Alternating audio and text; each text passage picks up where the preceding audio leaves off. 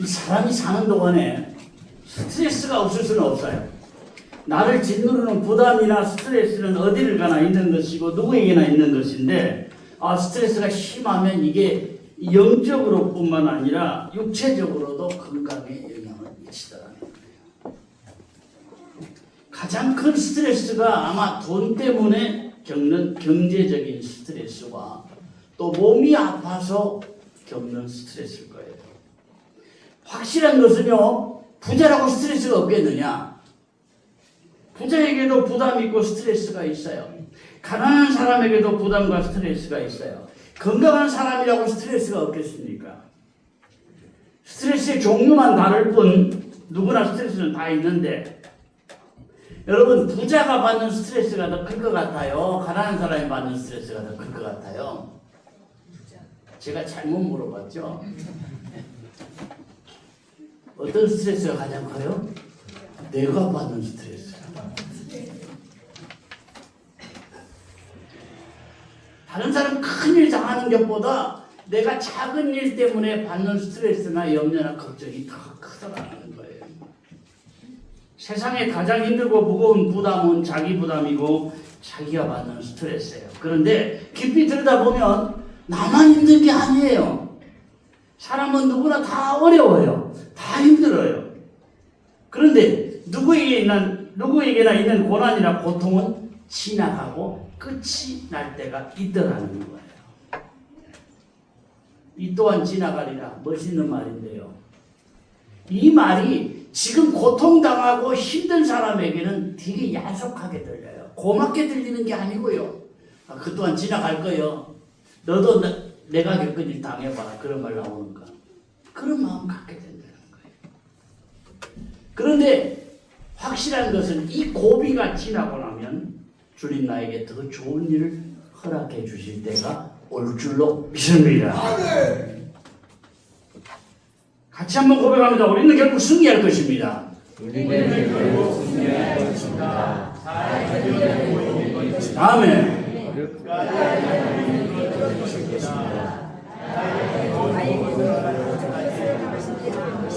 나에게 더 좋은 것을 허락하실 때가 올 것입니다. 아멘. 고비를 못 넘기면 이런 역사가 내 것이 되지를 못해요. 올림픽 그 마라톤에서 우승한 황영조 선수가 우승하기까지 얼마나 많은 도로를 달리며 연습을 했겠어요. 도로를 달리고 또 달리고 끊임없이 연습하면서 얼마나 힘들고 고통스러운지 옆에 차가 막 지나가면 거기 확 뛰어들고 싶은 마음이 들 정도로. 아무리 훈련을 해도 마라톤은 힘드는 거잖아요. 그냥 주저앉고 싶고 확 추워졌으면 좋겠다 싶을 정도로 그렇게 힘든 고비를 겪으면서 훈련하니까 당당하게 올림픽에서 금메달을 딴 거예요. 여러분, 믿음 생활에도 겪어야 될 부담이나 스트레스는 있는 것이고, 우리가 세상 살도 힘드는데 교회에서라도 스트레스 안 받고 살아야지, 그런 생각 할 수 있습니다. 그래서 사람들이 가급적이면 큰 교회를 택해서 사람들 속에 묻혀서 눈에 잘 안 띄게 믿음 생활을 하고 싶어 합니다. 뭐 큰 교회라고 다 그런 건 아닙니다. 그런데 대형 교회에서 믿음 생활 숨어서 하다 보면 잘못하면 게을러지고 나태해지기 쉬워요. 그렇다고 우리 믿음 생활이 또 하나의 짐이 되면 안 됩니다. 내가 열심을 내고 헌신하는 것이 율법이 되거나 또 하나의 짐이 되면 안 되는 거예요. 짐이 아니라 우리 믿음 생활은 기쁨이 되고 행복이 돼야 합니다. 주님을 사랑하게 내 몸을 드리면서도 행복해요. 내 마음 드리고 내 시간 드리고 재능 드리고 물질 드리면서 행복한 거예요. 주님 주시는 기쁨이나 행복이 없으면요, 믿음 생활이 쉽게 지쳐요. 팍팍하고 지겨워요. 재미가 없어요. 이런 기쁨이나 행복 없이 한 주에도 아니고 평생을 어떻게 반복하면 믿음 생활을 합니까? 주의전에 나올 때마다 주님 주시는 은혜, 주님 주시는 기쁨, 주님 주시는 행복을 누리시기를 축원합니다. 우리가 세상에서 겪는 고난은 크게 두 가지입니다. 첫째는 죄의 삭스로 당하는 고난입니다. 15절을 보겠습니다.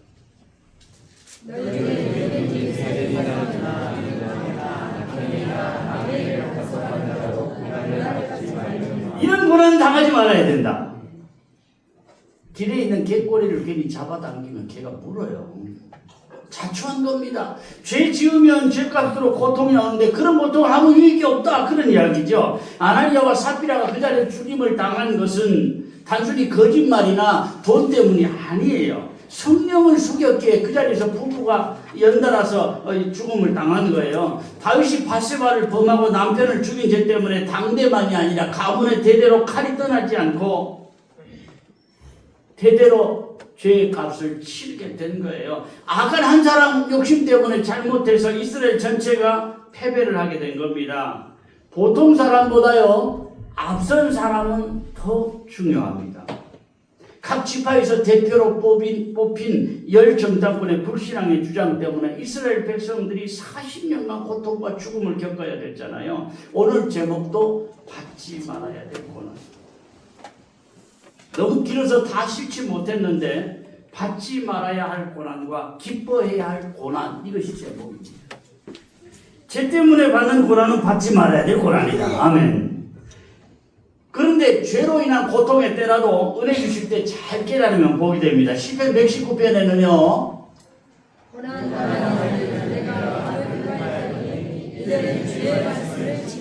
이 고백은 이론이 아니에요. 다윗이 체험한 것이고 간증한 것입니다.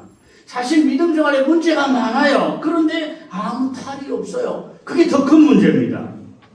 아예 버린 자식이 아니라면 하나님이 어떤 식으로든지 경고를 하시는데 그 경고를 알아차리고 고치고 회복하는 계기가 된다면 그게 복이에요. 믿음 생활에 내가 분명히 문제가 있습니다. 그런데 나는 전혀 문제를 못 느끼고 산다. 생활도 그냥 평탄하다. 큰 어려움이 없다. 그러면 진짜 문제예요. 왜냐하면 돌이킬 기회가 기회조차 없으니까요. 아까 죄의 삭스로 당하는 고난이 있다고 그랬죠. 두 번째는 의를 이루기 위한 고난이 있습니다. 예수님이 당하신 고난 자체가 의를 이루기 위한 고난이에요. 악한 영에게 매여 사는 우리를 살리시고 우리를 불쌍히 여기셔서 십자가의 저주를 대신 다 감당하신 거예요. 마땅히 해야 될 일을 알아요, 예수님도. 그런데 육신적으로 너무 끔찍한 십자가의 그 고통이 너무 두려워서 너무 끔찍한 죽음이기에 겟세마네 동산에 올라가서 밤새도록 기도하실 때 할 수만 있으면 내 잔을 내게서 옮겨주옵소서 그렇게 애원을 합니다. 결국 내 뜻대로 마옵시고 아버지의 뜻대로 하옵소서 순종의 결단을 하십니다. 믿음의 사람이요 말씀대로 살아야지, 순종해야지, 하나님의 뜻을 이루어지려야지, 그러는데도 자꾸 힘든 일이 생겨요. 풍파가 일어나요. 그때는 그 고난은 의를 이루는 고난인 경우가 많습니다.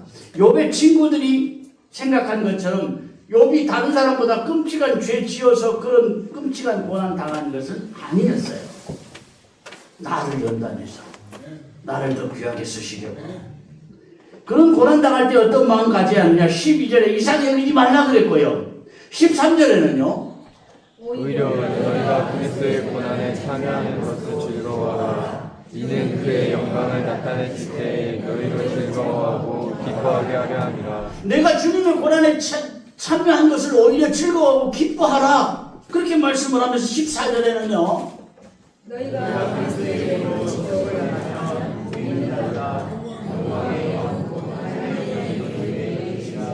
오히려 그런 사람이 복 있는 사람이다. 그 이유가 뭐냐? 하나님의 영이 너희 위에 계시기 때문에. 아멘. 여러분, 세상 일에도 더 나아지려고 하면 거쳐야 되는 관문이 있습니다. 공부하는 아이들만이 아니에요. 직장생활도 시험을 통과해야 진급이나 승진이 있고요. 사업에도 시험을 통과해야 사업이 더 크게 성장하는 거예요. 시험을 잘 치르기 위해서 때로는 잠도 줄여야 하고요. 하고 싶은 것도 포기해야 될 때가 있잖아요. 다른 사람 볼 땐 저 사람 왜 저렇게 쉽게 잘 되느냐, 쉽게 사업이 일어나느냐, 쉽게 승진하고 쉽게 성공하느냐 그러지만 저절로 되는 것 같아도 누구에게나 보이지 않는 숨은 노력이 있어요. 남모르는 아픔이 다 있어요. 고난의 길을 통과하지 않고는 승리의 자리에 설 수가 없는 거예요. 세상 일도 그렇고 교회 일도 그렇습니다. 인생살이도 그렇고 믿음 생활도 그렇습니다. 야고보서 1장에는 이렇게 말씀을 해요.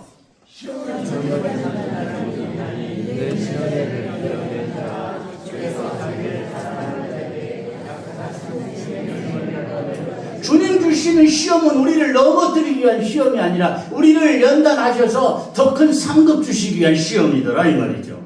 요한복음 16장에는 이렇게 말씀을 해요.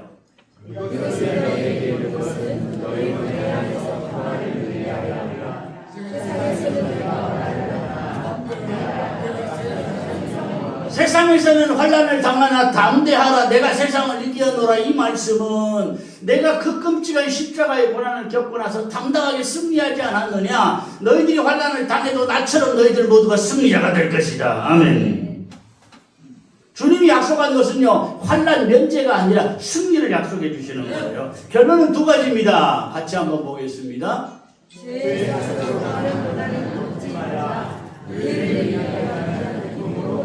아멘. 왜 기쁨으로 감당해야 되느냐? 다음이 좋으니까. 아멘. 마음에 깊이 새기셨으면 좋겠어요. 우리 모두가 다음이 좋은 길을 가시기를 바랍니다. 사실 제정신으로 고난당할 때 감사하다 그런 마음 갖기가 어려워요. 그러나 감사하는 마음을 달라고 기도했으면 좋겠습니다.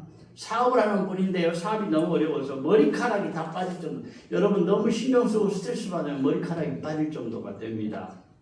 그런데도 표정은 늘 밝아요. 머리카락은 빠져도 표정은 늘 밝은 집사님이 계셨는데 결국 사업의 한 부분을 정리를 합니다. 많이 손해보셨죠. 그러니까 집 한 채 정도 손해보았습니다. 또 벌면 되죠. 좋은 경험이었어요. 하나님이 더 좋은 것들로 주실 거예요. 여러분 이 고백을 자기만 한 것이 아니라 하나님이 그 고백을 들으시지 않겠어요? 분명 하나님께서 그런 믿음, 정말 집 한 채를 날릴 정도로 힘든 과정에서도 감사하는 그 마음 얼마나 기뻐하시겠어요?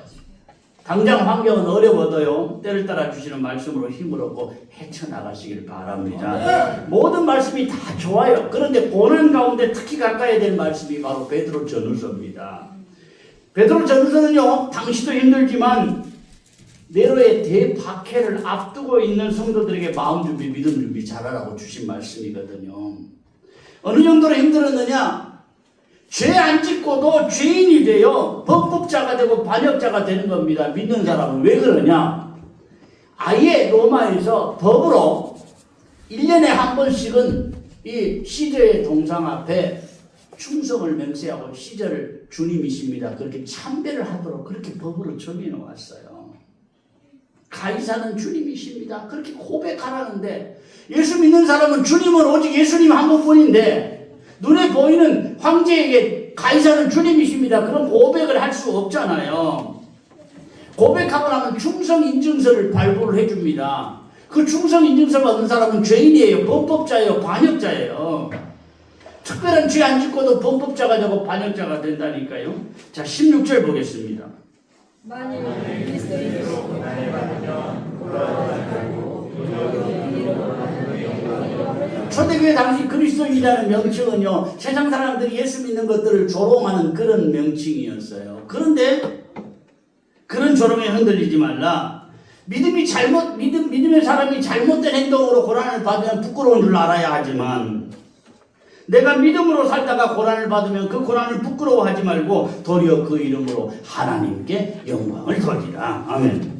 처음에는 조롱하는 표현으로 그리스도인이라고 불렀는데 나중에는요, 저 사람은 구별된 사람, 예수 믿는 사람들, 예수님 때문에 구별된 사람들, 이렇게 이 이미지가 바꿔졌다니까요. 살면서 어떤 고난이 있든지 하나님 주신 약속 꼭 붙잡고 승리하셨으면 좋겠습니다. 17절 18절을 보겠습니다. 하나님의 뜻대로 성사를 시작할 때가 되었나니 만일 우리에게 먼저 하며 하나님의 복을 승소하지 않으면 그만한 것보다는 또 이미 더욱 복을 받으며 경건을 우리에게 먼저 심판을 하면 아예 복음을 순종하지 않는 사람들 얼마나 더 큰 심판을 받겠느냐, 그런 말씀인데, 누구나 이 땅을 살고 나면 결산을 해야 돼요. 이 세상에 태어나서 어떻게 살았느냐. 왜냐하면 내가 주인이 아니기 때문에. 내가 주인 같으면 내 마음대로 해도 누가 뭐라 그럴 사람 없어요. 내 인생 내가 사는데 누가 나를 간섭을 해, 누가 나를 이래라 저래라 해. 그럴 수 있습니다. 그런데 내가 주인이 아니에요. 내 몸도 내가 주인이 아니고요, 내 인생도 내가 주인이 아니에요. 그래서 이 땅에 사는 동안 어떻게 살았느냐를 결산을 해야 된다는 얘기예요. 만일 죽음으로 모든 게 끝이다, 결산이고 뭐고 그런 게 어디 있어, 그렇다고 한다면 세상 사람 가운데 예수 믿는 사람이 제일 불쌍한 사람이고요, 그 중에서 더 불쌍한 사람은 누구예요? 목사예요. 평생 자기만 치다가 갔잖아요. 평생 자기만 치다 죽었어요. 얼마나 불행한 인생입니까? 그런데 예수 믿는 우리는요, 결산할 때가 있는 것을 확실히 믿습니다. 19절을 보겠습니다. 그러므로 하나님의 뜻대로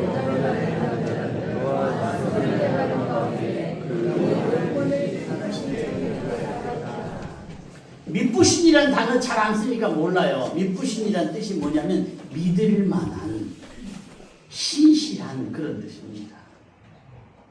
이 땅에서 믿음으로 열심히 부지런히 순종하며 사는데도 어려움이 올 수 있습니다. 그러나 고난 가운데라도 내가 믿음으로 살고 선을 행하며 살면 하나님은 그 고난을 축복의 통로로 바꿔주실 줄로 믿습니다. 어려울 때 다른 사람이나 환경 탓을 하면요, 사람도 작아지고 믿음도 작아지고 축복도 작아져요. 그러나 고난 가운데도 사람 탓하지 아니하고 환경 탓하지 아니하고 주님 주신 약속을 붙들고 살면 사랑도 커지고 믿음도 커지고 축복도 더 커진다니까. 좋은 건 자꾸 키워나가야 돼요. 죽을 때까지 육신의 소욕은 없어지지 않는 겁니다. 그러나 믿음의 사람은 늘 마음을 잘 다스려 나가야 돼요. 그러면 고난 중에도 흔들리지 않고 얼마든지 승리하게 될 줄로 믿습니다. 정말 힘들 때 우리 이런 마음 가졌으면 좋겠어요. 망하면 망하리라. 같이 한번합니다.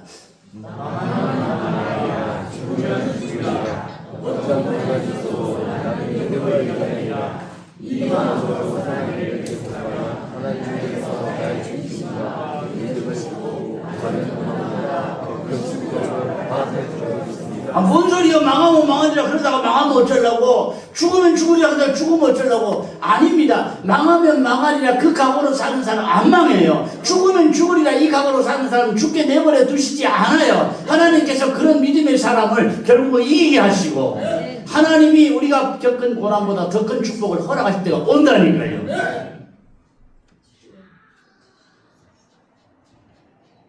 19절 하반절에 보면 이렇게 말씀을 합니다.